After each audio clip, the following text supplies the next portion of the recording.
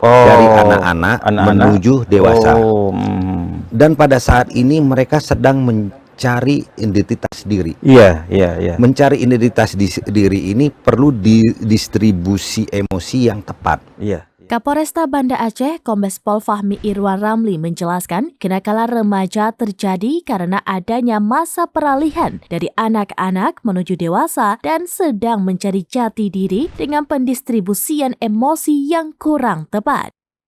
Anak-anak dari umur 14 hingga 21 tahun dikatakannya perlu mendapat perhatian lebih oleh seluruh pihak, terutama dari orang tua dan lingkungan sekitar. Oleh karena itu, sebab utama warga Kota Banda Aceh khawatir sebenarnya bukan pembegalan, melainkan kenakalan remaja di Kota Banda Aceh.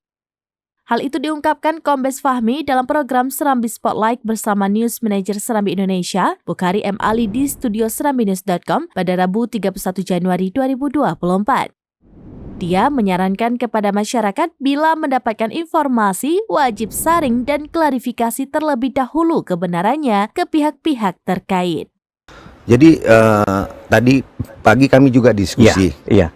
di sarana Zoom meeting juga dengan Pak Barmawi, ahli psikologi. Iya. Menurut pandangan beliau, kenakalan remaja ini terjadi karena adanya peralihan, masa peralihan dari anak-anak menuju dewasa.